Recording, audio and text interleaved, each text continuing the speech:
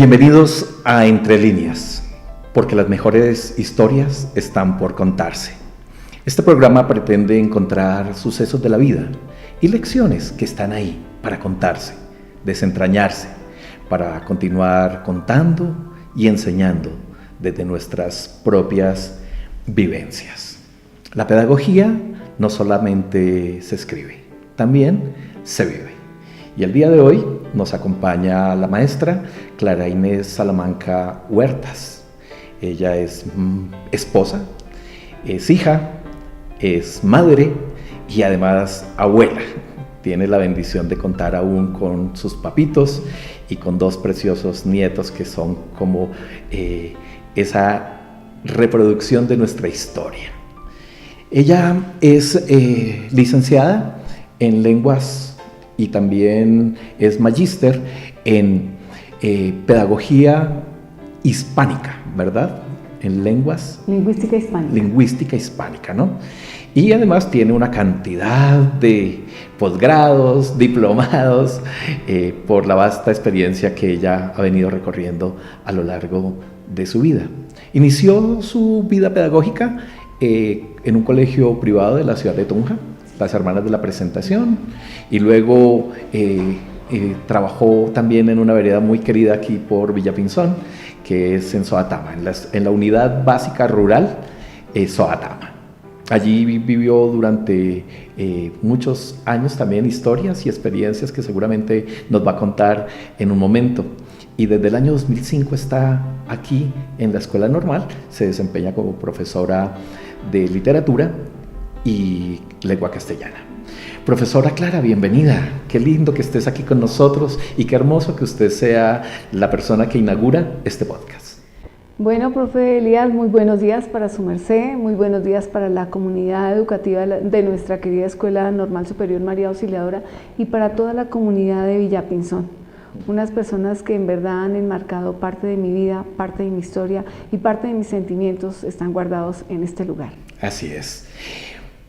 Entre líneas, ¿cómo empezó la vida pedagógica, profesora? ¿Y cuántos años ya dedicada a la pedagogía? Yo creo que mi vida pedagógica inicia en el sentir de amar al otro, porque en un comienzo yo pensaba ser pediatra, pero por ser hija única, pues indirectamente yo decía, no puedo dejar a mis padres.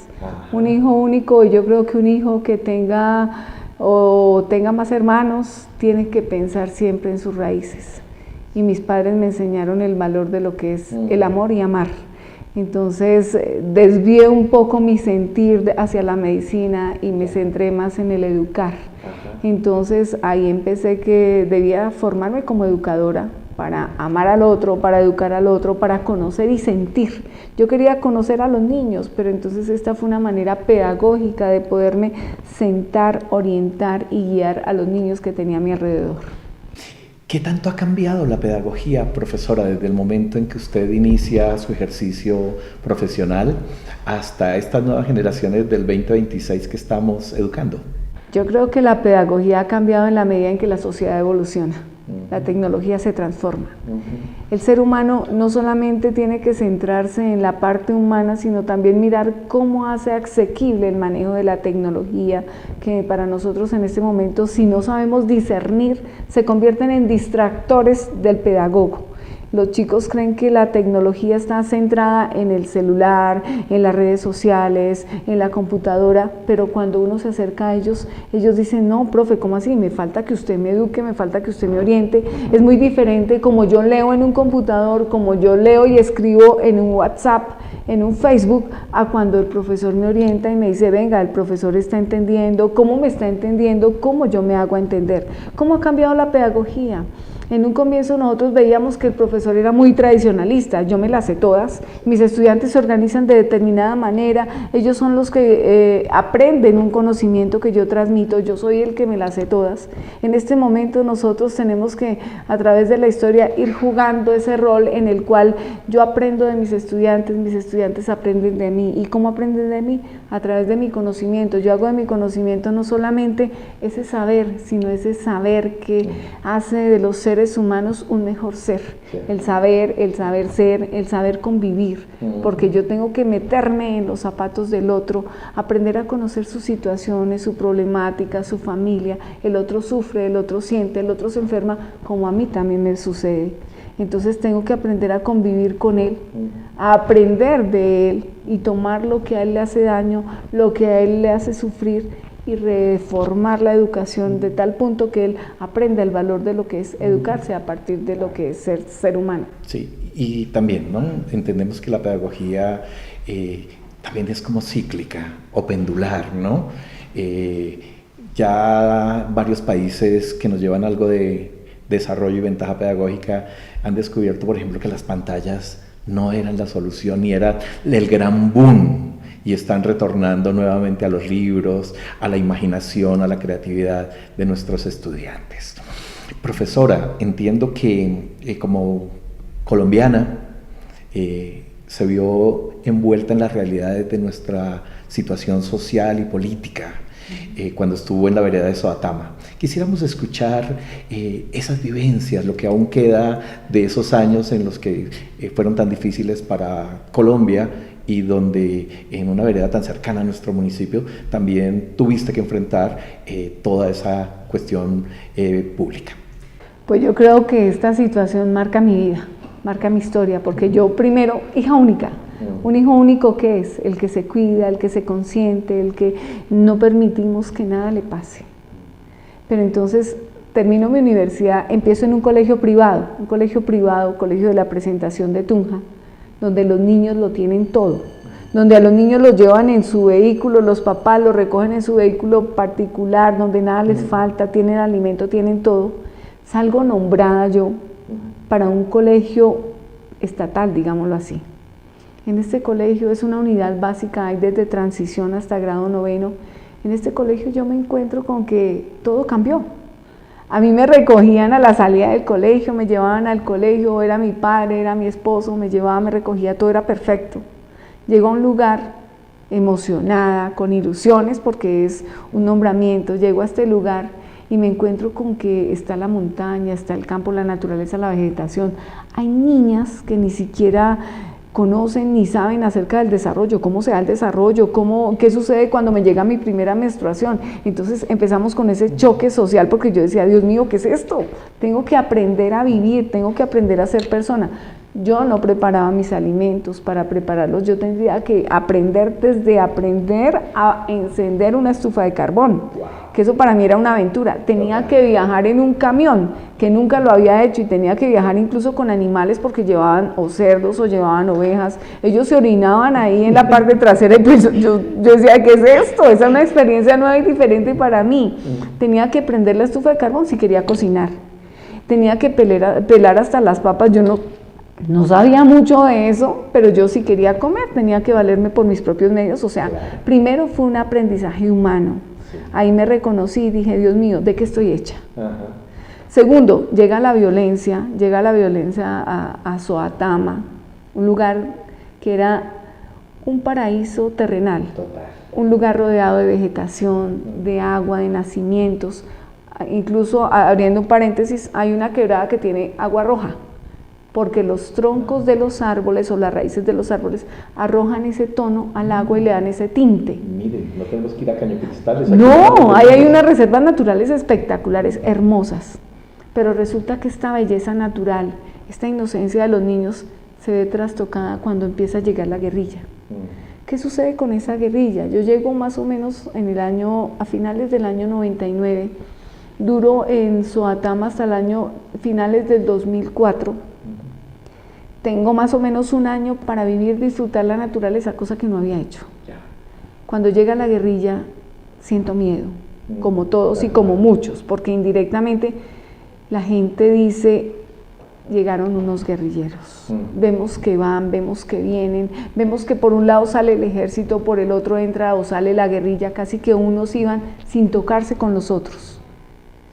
Yo quedo encargada de esa institución educativa en rectoría en cargo, o rectora en cargo.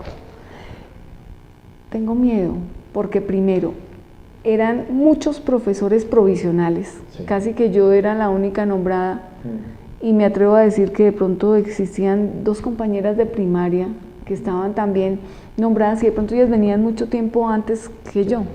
Entonces estaba la profe Isabel Fernández, la profe Miriam y Nelly Acuña.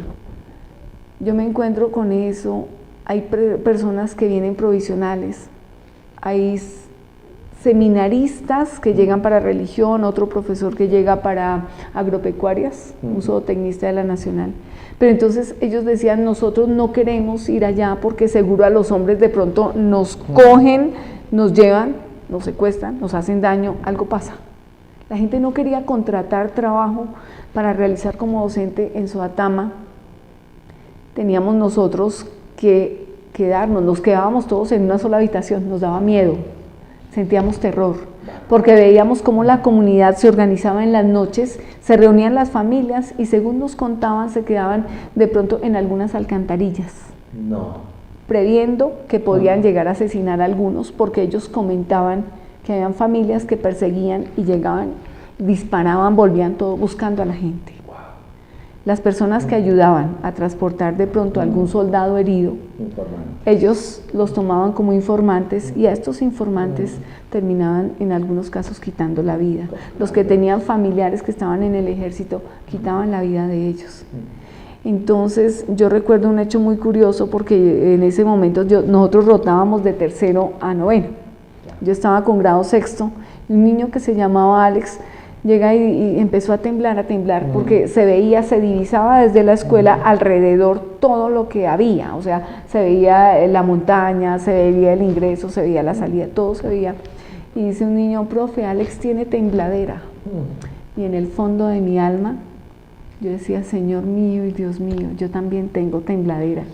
Lo único es que mis niños que tengo en grado 6º de 10, 11 años no pueden sentir la tembladera del miedo y el estremecimiento que yo siento en mi alma, porque yo sentía como que el alma quería salir, tenía angustia existencial, la responsabilidad eran mis niños. Yo decía, Dios mío, ¿qué hago? Y cuando él me decía, no, profe, es que Alex tiene tembladera, yo decía, Señor, ayúdame a seguir. Yo continuaba con mi clase y yo miraba hacia el horizonte y veía cómo unos venían, los otros salían, llegaban tanquetas de guerra. Y entonces yo decía, Señor, ¿cómo hago esta clase? Desde ahí yo tomé la frase de decir, en verdad uno como docente tiene a veces que ser payaso, pero el payaso no para que se burlen de uno, el payaso para mostrarle a la sociedad, mostrarle a los niños que sufren, que tienen hambre, que viven en la violencia, ya sea violencia física, mental, emocional de sus hogares, que la vida es otra. Que más allá de la angustia que vivimos, de la tristeza que llevamos en el corazón y la violencia, tenemos que aprender a vivir y esperar, soñar e ilusionarnos. ¿Y cómo era esa sensación de prácticamente tener que estar en un sitio aunque todo el peligro estaba alrededor? Era terrible, profe, porque indirectamente nosotros optamos por quedarnos un tiempo. En ese tiempo, ¿qué hacíamos nosotros? Recubrimos todos los vidrios de nuestra habitación y las habitaciones en que estábamos con mis compañeras las recubrimos con bolsas de basura negra y sellamos con cinta. Nosotros no prendíamos ni la luz del bombillo, sino prendíamos la luz de una vela. Lo único que hacíamos era, a la luz del día, mientras había día, comíamos algo de alimento y tratábamos de dormir. Porque la guerrilla llegaba en las noches y yo no sé si era con los cabos del armamento, pasaban por las ventanas, por las puertas rechinando. Sentía uno tanto miedo. Un día llegaron y golpearon. Dijimos, Dios mío, es la guerrilla. Apenas con la profe Viviana también estábamos ahí, Ruth Viviana Nupac. Estábamos ahí y apenas yo coloqué un delantal que utilizaba para hacer mis labores después de las clases. Lo introduje en mi boca porque sentía que los dientes iban a salir, sentía tembladera, sentía como que mi espíritu quería volar y las lágrimas no cesaban de caer. Yo decía, Señor mío y Dios mío, no sé qué hacer. Era espeluznante. Nosotros tuvimos 3 llamados de atención, puesto que los únicos que nos movilizábamos los fines de semana éramos los profesores. Entonces con el sacerdote, el padre Ignacio, mandaron ellos 3 mensajes amenazantes. Decían que ellos a las niñas no violaban, a los niños no maltrataban, pero que a los sapos sí los asesinaban. Llegó a un punto en que el padre tuvo que hablar 3 veces con ellos. Una celebración del Día de la Familia. Ese día nosotros teníamos en nuestra mente y en nuestro corazón, nos van a matar, porque es que nosotros estábamos en la vereda y los veíamos con su uniforme desfilar detrás de nosotros que íbamos a tomar el alimento, optamos por tomar el alimento en nuestra casa. Ellos se sentaban a la entrada de la casa y cuando salíamos, salían detrás. Llegábamos aquí, cuando bajábamos de los carros, llegábamos aquí y no tenían el uniforme, pero era la misma cara y las mismas botas con ropa particular y estaban ahí al acecho. Entonces sentíamos, ellos sabían información de nuestros familiares, padres, todo, qué hacían, dónde iban, todo lo conocían. Inteligencia total. Clarita, ¿y llegaste a sentir pánico por tu vida en algún momento? Yo sentí muchas veces pánico por mi vida. Primero, era hija única, mis padres a la cabeza. Mi papá un día me dijo, renuncia, por favor, renuncia. Y yo le decía, no papi, no lo voy a hacer. Yo quiero un futuro para mis hijas. Y Dios es mi salvación, Dios es mi fortaleza. Entonces yo le decía, no papito, tranquilo. Todos los días yo hago oración con mis niños. Y yo rezo el Santo Rosario. Que si me llega un niño, lo rezo con él. Que si me llegan 2, 3, 4, 10, lo rezo con ellos. Y después de eso convertía la dirección del colegio en el salón de mis clases. Claro. Yo tuve que convertirme, ahí me di cuenta que la pedagogía era interdisciplinar, porque yo era la profesora que no me gustaba ni correr ni trotar, pero yo les daba aeróbicos, profe. No sé bailar bien, pero yo les enseñaba aeróbicos. De religión, mi Biblia era mi artífice, era mi bitácora.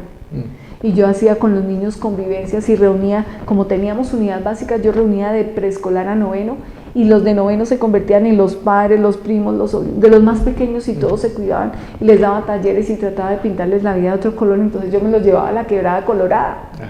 Y allá nosotros hacíamos convivencias y los niños aprendían a compartir, y el pequeño cuidaba al grande y entre ellos dialogaban y hacíamos convivencias.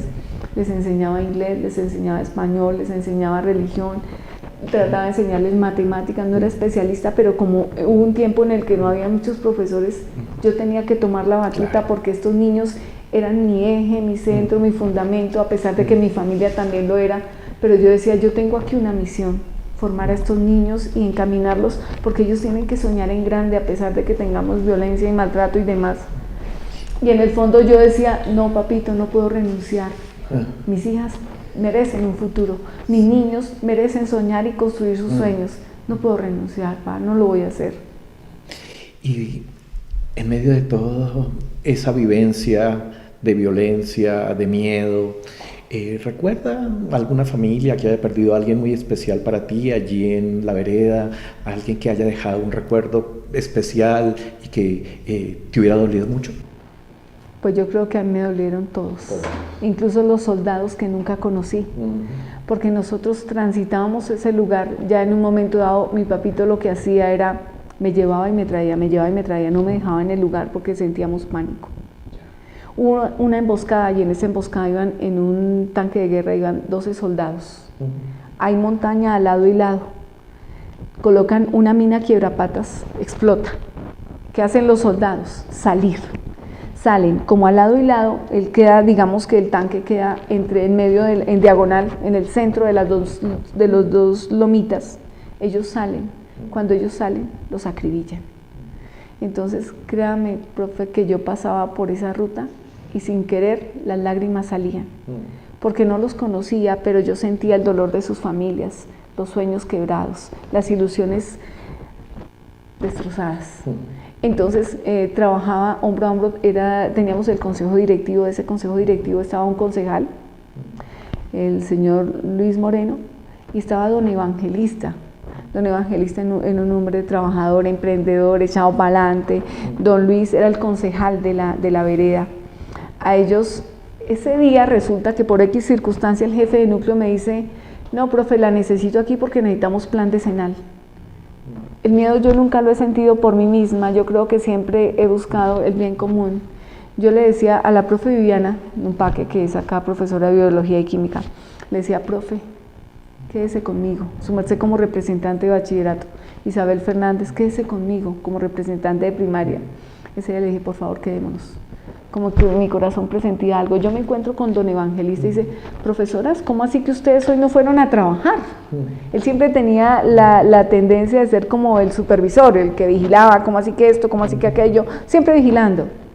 Y yo le dije, don Evangelista, es que tenemos el plan decenal y en ese tenemos que trabajar como docentes para hacer partícipes la parte de la educación en ese plan.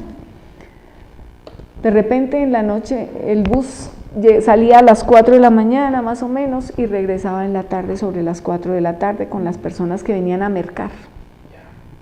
Ese día llega él y cuentan, porque yo en ese bus no me fui, cuentan que la guerrilla estaba esperándolo en la casa. Amordazan sus manos, lo sacan por la vereda hasta el centro de la vereda. Asimismo recogen al concejal, lo sacan de su casa. Él estaba enfermo para ese entonces, lo sacan de su casa. Y a ellos les dan disparos de gracia. Los dejan tirados 2 días para un escarnio público. Imagínate. Porque según ellos Y para trauma de los niños, eran informantes. Los niños, las esposas, todo el mundo los ve, a todos nos duele. A tal punto que los niños de preescolar veían un uniformado y ellos corrían a esconderse en el último rincón. Profe, viene el ejército, profe, la guerrilla. Los niños ya empezaron como a enloquecer y nosotros también con ese temor no sabíamos qué hacer. Me dolieron, porque eran personas representativas que trabajaban por una vereda. Claro. ¿Y cuál crees que ha sido el mayor trauma o la mayor consecuencia de esa vivencia? ¿Estrés postraumático? ¿Has tenido que tomar ayuda profesional? Para ese entonces, para poder dormir, me daban pastillas para hacerlo. Pero créame, profe Elías, que solamente dormía 1 hora en la noche y el resto de la noche estaba en vela. Porque yo sentía que la guerrilla iba a penetrar a la casa de mis padres, iba a llegar a mi casa, iba a acabar con mi familia, nos iba a destruir a todos. Sí. Estrés, yo creo que es un estrés que se llama dolor, porque a uno no le duele la situación que yo vivo, le duele el dolor del otro. El niño inocente que creía que la vida era color de rosa y resulta que no, que mataron a su padre, que vio morir a su padre, que él estaba en un balcón y vio cuando por la espalda le dispararon a su padre, que era hijo único. O sea, le duelen los niños inocentes que sueñan y que creen en el calor de hogar, que cuando llegan a casa cree que mi papá y mi mamá con amor me abrazan y ven que de un momento a otro alguien dispara a su padre y le quita la vida. Creo que debemos dar gracias a Dios que saliste ilesa y tu equipo de trabajo y los niños de la época, ¿no? Aunque las marcas y los traumas están. Pero a pesar de todo eso que otros compañeros en otras partes del país les ha tocado mucho más complicado, a pesar de todo eso, ¿ha valido la pena ser maestra? Profe, siempre valdrá la pena, porque yo creo que cada día de mi vida educo. Yo que aprendí en la presentación de Tunja, que el maestro debe educar con la palabra, con la obra y con el ejemplo. Total. ¿Qué más he aprendido? Yo creo que no me marcó de pronto, no sé, si física o emocionalmente, pero aprendí a pensar en el otro. A veces como hijos únicos solamente pensamos en nosotros mismos, pero como seres sociales tenemos que aprender a sentir del otro, el dolor, la angustia, el miedo, la ansiedad, el temor a la ignorancia, porque muchos de nuestros chicos también dicen yo no hablo, yo no digo, yo no participo porque de pronto erro. Pero entonces nosotros aprendemos de esos errores. ¿Qué aprendí yo? Salí ilesa, pero salí más humana, porque yo creo que a pesar del dolor del otro, aprendí a reconocerlo, aprendí a reconocerme, y también le doy gracias a Dios porque Él me hizo fuerte, no me hizo fuerte para guerrear con armas, me hizo fuerte como espiritualmente para aprenderme a amar al otro y enseñarle al otro que la vida va más allá de las fronteras del aula, porque es que en el aula yo aprendo conocimientos y en ese momento de la vida yo formaba seres humanos fuertes, fuertes para seguir, para atravesar y para no ver un obstáculo y girar, sino para ver un obstáculo y buscar una solución. Ahora ya educaste a 2 hijas que seguramente siguen haciendo sus posgrados y sus maestrías y demás, todo lo que viene, pero tienes 2 nietos. ¿Qué visión tienes de la escuela en la actualidad? ¿Qué piensas de esa escuela y qué escuela esperarías para el futuro de esos niños y de todas las generaciones de niños colombianos?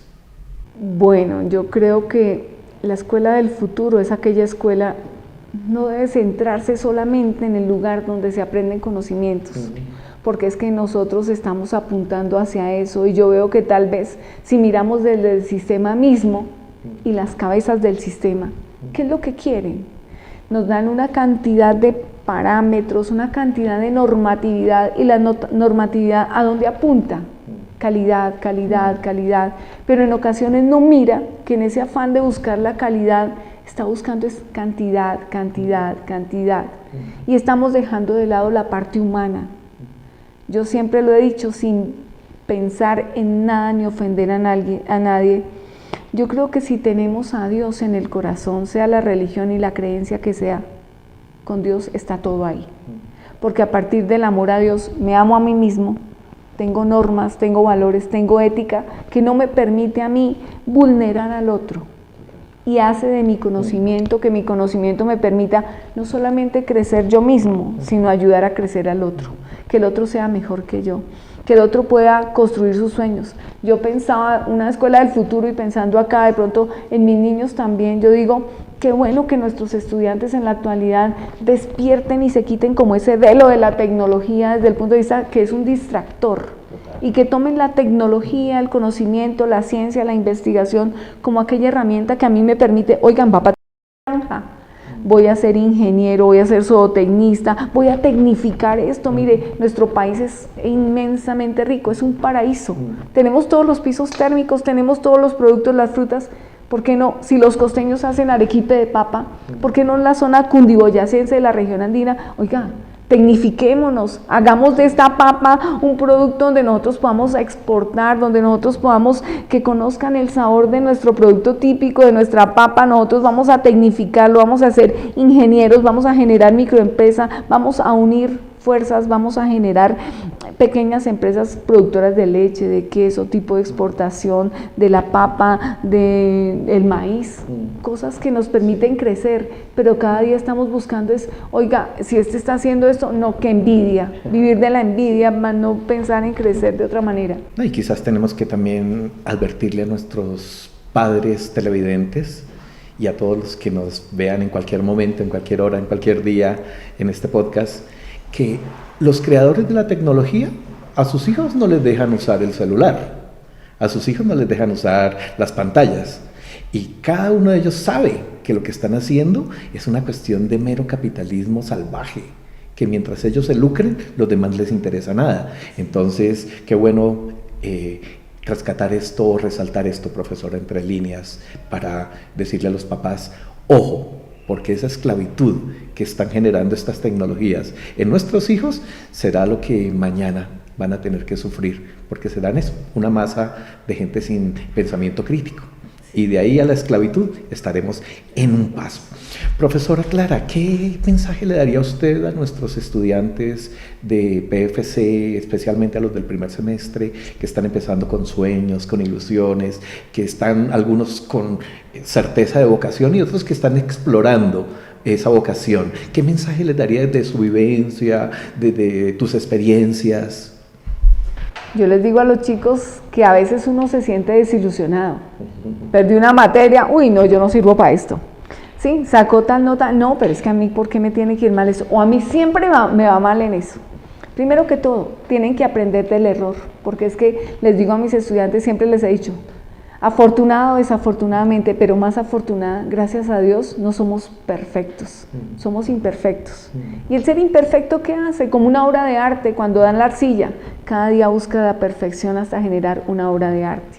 Entonces tenemos que aprender del error, y del error podemos construir, y del error y de las falencias que tenemos podemos forjar en nuestros estudiantes que también ellos tienen derecho a equivocarse, y tienen derecho a equivocarse para aprender, reaprender, reconstruirse, retransformarse, porque yo les digo, si fuéramos perfectos seríamos una manada de viejos aburridos, y entonces no estamos para eso. Que la educación se construye, sí, que tengo que estar pendiente del otro, que hasta en los modales educamos, porque nosotros no necesitamos ser docentes de determinada ciencia, arte u oficio para que abstenernos de educar en ética, moral y profesionalismo.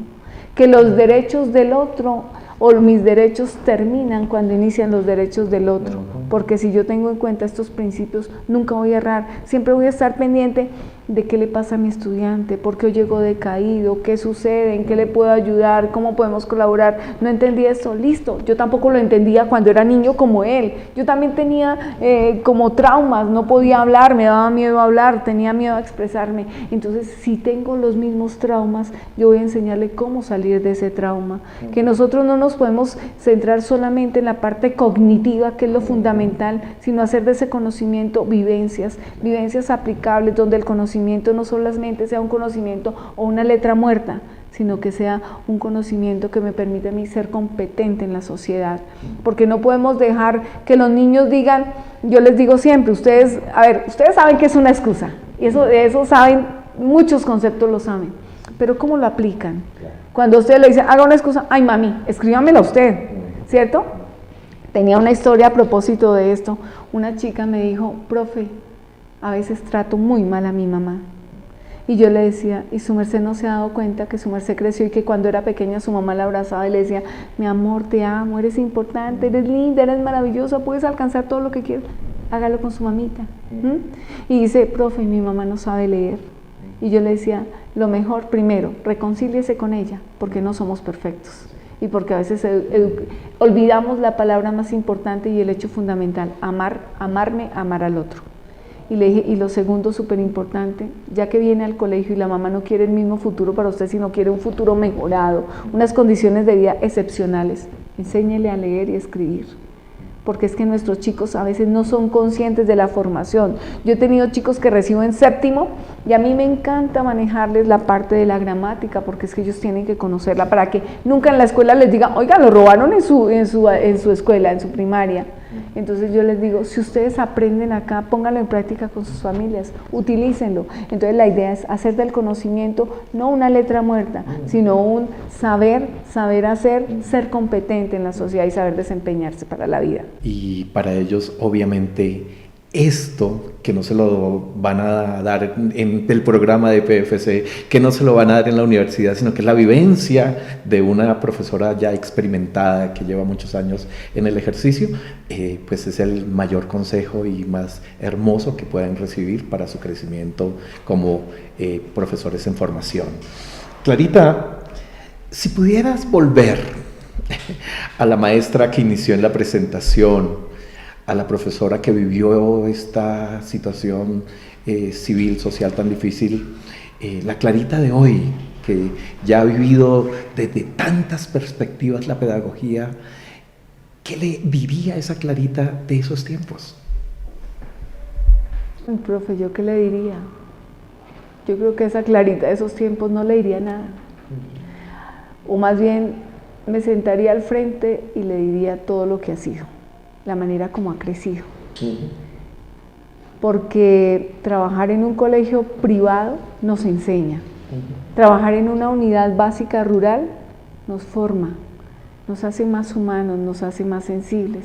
Trabajar en la Escuela Normal Superior María Auxiliadora nos enseña el camino de paz y bien. ¿Yo qué le diría? Si estuviera frente a mí, le diría, magnífico, porque esa hija única que todo lo recibía, aprendió como ser humano primero a valorarse, porque a veces uno como hijo único como que pierde el valor y está alrededor de qué piensan de mí mis padres, mis familiares y demás. Entonces aprendió a valorarse, porque se dio cuenta que a pesar de la adversidad dijo, ¿de qué estoy hecha? Resiliencia total. Entonces resiliencia. Aprendió a ser más humana, porque tal vez el hijo único dicen, es consentido, es egoísta. Entonces aprendí a ser más humana. Cuando tuve frío, alguien me prestó el abrigo. Cuando tuve hambre, una vez tuvimos que caminar de Soatama a Villapinzón porque el carro que nos traía, ese carro tenía afán y nos dejó. Nos vinimos caminando, nos mojamos, nos cayó de la lluvia, veníamos con jean y super maletas de una semana, todo cargado. Y en el camino, los chicos el lunes nos dijeron, profe, ¿no le salieron los toros salvajes? Yo, menos mal, no sabría qué hacer. En el camino, luego de haber trasegado como una hora en una cabaña, una abuelita había pelado las papas, le dije, ¿su merced tiene algo que nos venda de comer? Mire, profe, a mí me daba asco, o sea, uno como yo, todo limpiecito, todo, porque a mí me daba asco todo, comer en algún lado, sentarme en algún lado, la tierra, el barro, todo. Pero entonces cuando llegamos a esa casa yo le digo a la abuelita, por favor, véndanos algo de comer, tenemos frío. ¿Y sabe qué, profe? La abuelita nos sirvió unas papas y un arroz. Y eran unas papas enchalecadas y en las papas se retrataban las huellas de sus dedos. Pero yo aprendí a valorar, porque dije, Dios mío, gracias, porque hubo una persona que tuvimos hambre y nos dio de comer. ¿Qué más aprendí yo, profe? Aprendí que siempre debemos buscar el bien común y no el bien personal, porque si yo busco el bien común, trabajo bien, hago del lugar en el que trabajo el mejor lugar, el mejor trabajadero, y si nosotros trabajamos bien, crecemos en equipo, construimos en equipo, soñamos en equipo, y aprendí que las ilusiones se cumplen, porque esa promoción y de las personas con las que yo trabajé en Suatama, tengo una chica que está en Australia, ella me parece que estudió en la Sergio Arboleda. Tenemos un chico que fue, si no estoy mal, aviador. Tengo un exalumno que trabajó con el Ministerio de Agricultura. Entonces ellos logré plantar lo que yo quería. Yo quería que ellos se dieran cuenta que los sueños pasaban esa pequeña cárcel de árboles y aire fresco y trascendían el espacio para ellos llegar y construir. Entonces aprendí, yo le diría a esa Clarita de ayer, le diría, no, así es que toca hacer, todo salió bien, hicimos cosas buenas, aprendimos, nos forjamos, nos construimos, nos transformamos, nos recreamos e hicimos del mundo algo maravilloso y de los seres que rodeábamos, personas que pudieron salir adelante para construir sus metas. Por lo que te escucho, esta pregunta pareciera que sobra, pero de todas maneras te la voy a formular. Perdimos una médica, pero ganamos una maestra. ¿Volverías a elegir ser maestra? Yo creo que sí, volvería a elegirlo. Y yo creo que cada día que me levanto lo elijo, porque hay días en que me siento fatigada y cansada, porque a veces el sistema nos atropella, porque a veces de pronto nada es perfecto en la vida. Yo creo que así como en un matrimonio se presentan obstáculos, en la convivencia también se presentan obstáculos, pero esos obstáculos nos hacen crecer, nos permiten aprender. Y yo también le digo a las familias, siempre se presentan obstáculos, siempre se presentan tropiezos, pero lo mejor es el resultado. He dialogado con un chico y yo digo, escojo una y mil veces ser maestra. El chico lo tengo ahorita, el chico dice, profe, tiene una actitud un poco déspota, a veces se le salen palabras que no debieran salir, pero que son casi que el común de lo que nosotros tenemos que llevar. Él contesta a veces un poco feo, dice palabras un poco grotescas, pero entonces le digo, ¿su merced algún día, en estos días, ha abrazado a su mamita y le ha dicho cuánto la quiere? Dice, no, profe, hace años que no lo hago. ¿Y a su papá le ha dicho cuánto lo ama? Dice, no, profe, es que sencillamente ellos viven porque yo existo. Pero entonces entre ellos no hay diálogo, no hay comunicación, no hay nada. Le dije, venga, invítelos a comer helado. Dijo, ay no, profe, yo me voy con mis amigos, tomo esto, tomo aquello. Entonces eso que pasa en las familias también me pasa a mí. A veces me levanto sin ánimo, sin entusiasmo, sin energía, pero entonces uno mira a los niños que lo necesitan y uno se reconstruye y dice, no, elijo ser maestra porque debo transformar vidas. Dicen los médicos o los escritores, ¿cuál es su mejor libro? Y digo, no, el que aún me falta por escribir. O le pregunta uno al sacerdote, ¿cuál ha sido su mejor homilía?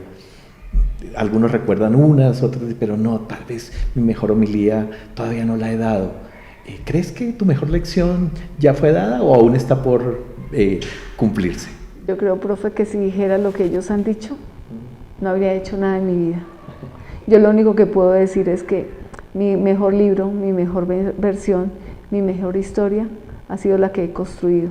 Y yo creo que para eso tengo miles de generaciones que han sido parte de mi historia, parte de mi vida y que tal vez de una u otra manera yo también he formado parte de la vida de ellos. Y he aprendido de ellos, porque los estudiantes no solamente son los que aprenden y aprenden el conocimiento, sino también los que educan, porque a uno lo educan en la sensibilidad, uno lo educan hasta para educarlos a ellos con ese metalenguaje en el cual usted me habla así, pues yo le hablo igual, porque es que para que veamos cómo es.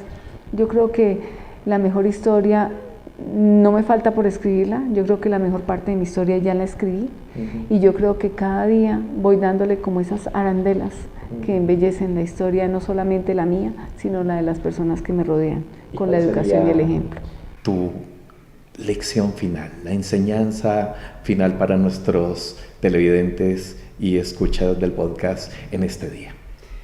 Primero, para los padres, una enseñanza. Ellos siempre serán la cabeza, la fuerza y los orientadores de sus hijos. Nunca permitan que sus hijos gobiernen en casa. Yo les he dicho en las reuniones de padres, les digo, hasta que sus hijos los mantengan, los vistan, los lleven de paseo y les compren un carro nuevo, no mandan en su casa. O sea, eso pasa mucho tiempo. Porque si los padres pierden la rienda del hogar, lo perdemos todo. Pero por encima de los padres está educar en la fe, en el amor a Dios. Si Dios está en el hogar, si Dios está en el corazón, les queda más fácil la labor. Si la familia no suelta los lazos que los enseñan y que les dieron para educar una familia, la familia marcha bien. Y los chicos, aunque los papás en ocasiones se conviertan en algo que hostiga y que fatiga un poco, no se cansen, no levanten la voz. Mantengan callados sus labios y sus oídos abiertos a lo que papá y mamá dicen, porque siempre serán el único e incondicional ejemplo educador, el eje de respeto y formación, porque ellos, aunque digan, ellos siempre tienen la razón, y no solo sexto, sino como el séptimo sentido para identificar qué es lo bueno, qué es lo malo y qué es lo feo.